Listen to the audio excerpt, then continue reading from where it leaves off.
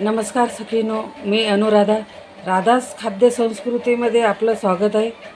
आजचा मेनू आहे दूध शेव भाजी. तर दूध शेव भाजीला लागणारे साहित्य पाहू आपण. इथे मी 100 ग्रॅम शेव घेतलेले आहेत. 2 कांदे बारीक चिरून घेतलेत. कोथिंबीरही बारीक चिरून घेतली. 2 हिरव्या मिरच्या बारीक चिरल्यात. 4 ते 5 टोमॅटोची ग्रेव्ही करून घेतली. लसूण ठेचून घेतला आहे आणि दूध. हे या दूध शेव भाजीला लागणारे साहित्य आहे. तर आपण पाहू शेव भाजी कशी करायची. तर इथे तेल गरम करायला ठेवलेलं आहे 1 वाटी. याच्यामध्ये आता जिरा आणि मोहरी हे टाकणार आहे. हे तडतड होत आहे. लसूणही टाकलेला आहे.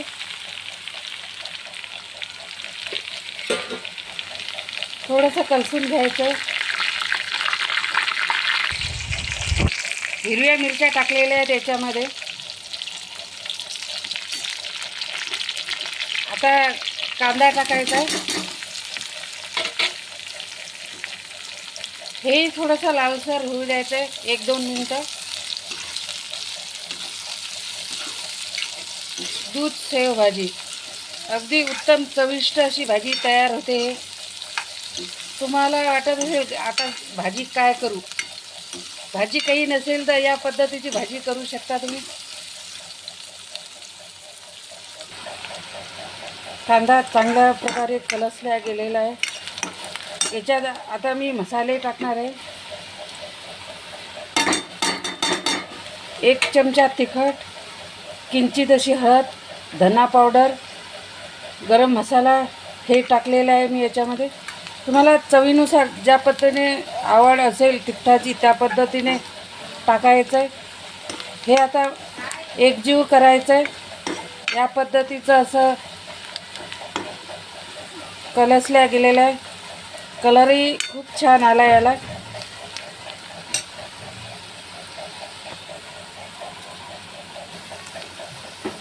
आता याच्यामध्ये जे टोमॅटोची ग्रेव्ही केली ते टाकणार आहे.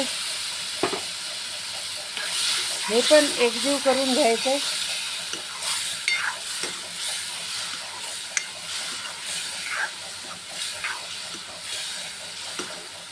कलरही खूप छान आला आहे. सुगंधही खूप छान येतो.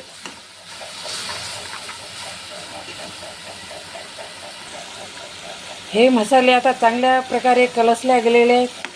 कलरही खूप छान आला याला, पाहू शकता.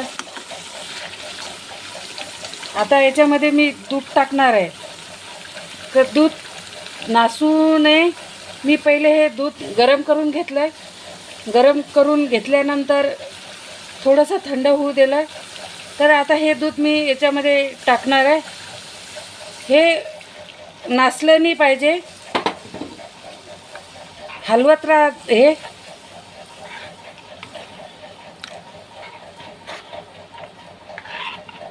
हे अशा पद्धतीचं तयार झालेलं आहे.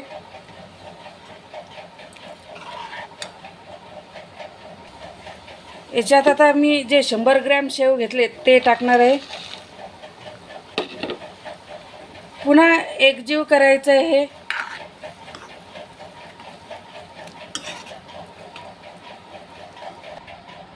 चवीनुसार मीठ टाकायचं आहे. याच्यावर आता सांबार टाकणार आहे, कोथिंबीर. पुन्हा एकजीव करायचं आहे. अशा पद्धतीची दूध शेव भाजी तयार झालेली आहे.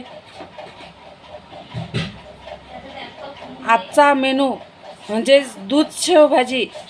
याला लाईक करा, शेअर करा आणि माझ्या राधास खाद्य संस्कृती चॅनलला सबस्क्राईब करा. धन्यवाद.